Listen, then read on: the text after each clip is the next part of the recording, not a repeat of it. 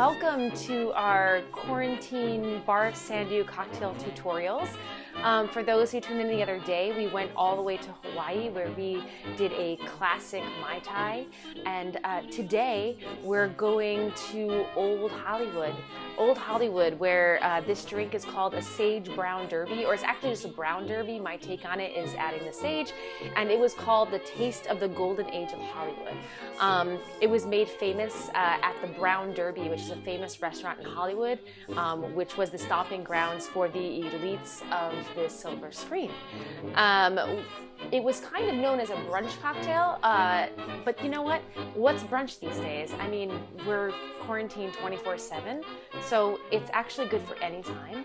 But compared to the last drink that we had, which was definitely more liquor involved, this one's a little lighter, a little more refreshing.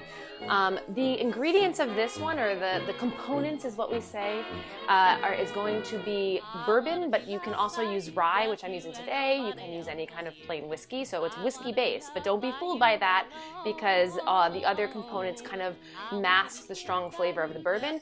It also has a honey syrup, which if you don't know how to make a honey syrup, it's very easy. It's just equal parts honey, equal parts water, boiled the same way that we would do a simple syrup. I put sage leaves in the honey syrup to give it more flavor, but you can also use a agave syrup. That's totally fine. You don't have to make your own simple syrup. It also is going to have grapefruit. Now, I like to make sure that everyone stays healthy when they drink cocktails, so I obviously squeeze fresh grapefruits. So I have my fresh grapefruit juice, but that's okay. You can buy store-bought grapefruit juice. Make sure it's not concentrated. We want to keep you healthy, so we want to make sure it's 100% fresh squeezed grapefruit juice. We're also going to have lime juice, and we're also going to use fresh sage as well as bitters. So uses bitters. I think I'm going to do a whole episode on bitters. Since I talk about it a lot and we can talk about what it is, bitters makes cocktails better, just the way that cheese, sorry vegans, but cheese makes food better. Same thing. Also, we're going to use fresh squeezed lime juice. You can buy it. Don't do that. I highly recommend using the real thing. And all you need is like a simple hand expresser right here. And we're also going to use fresh sage. So we're going to build our drink.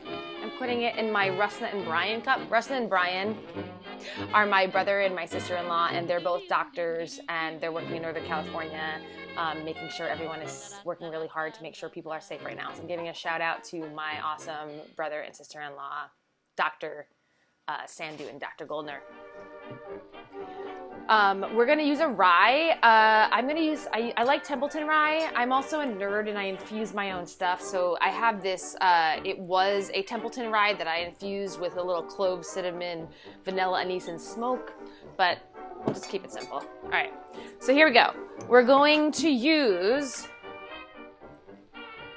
we're going to do 2 parts, so 2 ounces of the rye.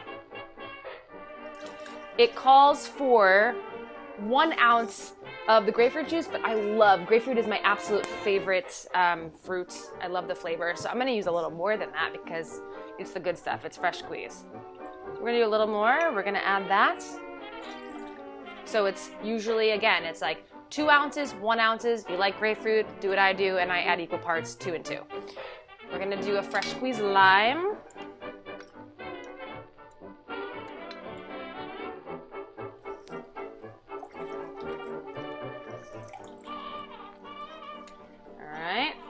And we're going to add about 1/4 to 1/2 ounce of honey syrup.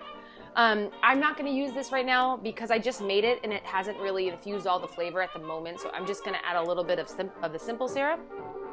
And we're going to add a bitters. If you can't find bitters, this one is probably a little more fancy, but you can just get Angostura bitters. They sell it at grocery stores.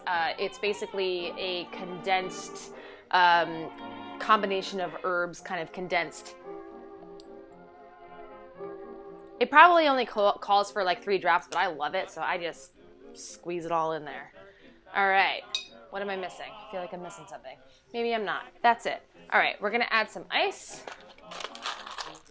the glass.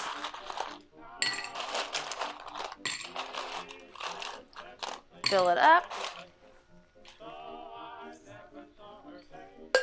We're gonna shake it really good.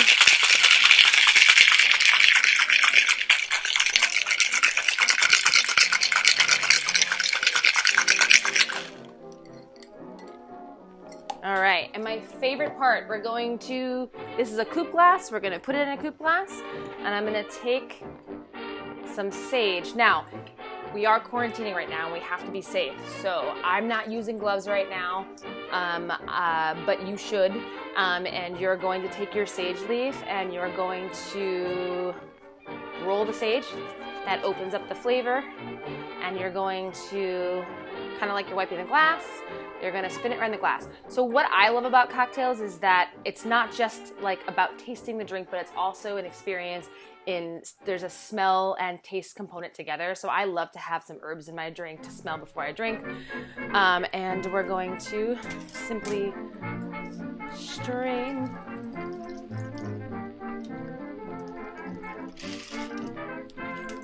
And you want to make it really pretty.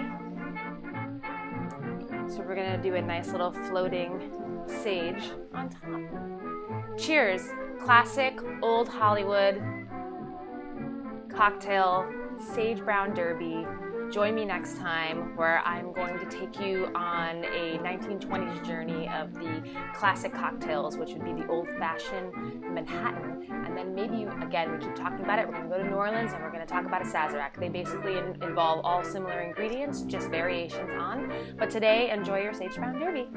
Hashtag BarSandhu. Cheers. Yum.